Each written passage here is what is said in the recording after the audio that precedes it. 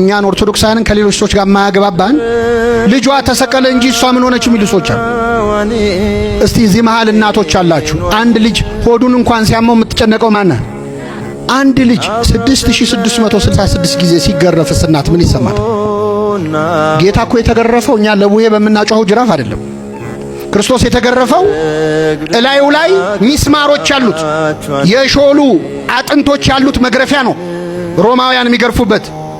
ያ መግረፊያ ስጋው ላይ ካረፈ በኋላ ሲነሳ ስጋውን እየነጨ ነው የሚነሳው እና ስጋውን ከመግረፊያው ላይ አራግፈው ነው ድጋሚ የሚገርፉት። ይህ ሲሆን ቆማ እመቤታችን ተመልክታለች።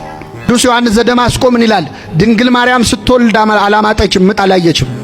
ስትወልድ ያላማጠችውን ምጥ ግን ዓርብ ዕለት አምጣዋለች። ጨንቃለች። እያንዳንዱ እሱ ላይ ያረፈው ጅራፍ የሷ የልቧ ቁስል ነበር።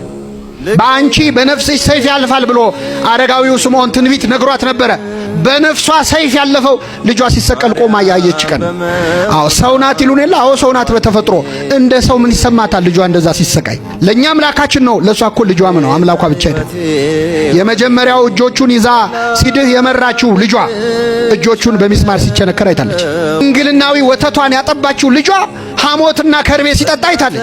ደሙ እንደ ውሃ ሲፈስ አይታለች። እመቤታችን እንደሷ ያዘነ እንደ ክርስቶስ የተሰቃየ እንደሷም ያዘነ የለም። እንደውም አባቶቻችን ሲጨፍንም ሲገልጥ ይላሉ። ሲወለድም መጀመሪያ ያየው እሷን ነው። ከመሞቱ በፊት እነኋት እናት እነሆ ልጅሽ አለ። ከዛ አባቶይ ነፍሴን አደራ ሰጣለሁ ብሎ ሄደ። ሲመጣም ሲሄድም ሲጨፍንም ሲገልጥም ያየው እሷን ነው ይላሉ።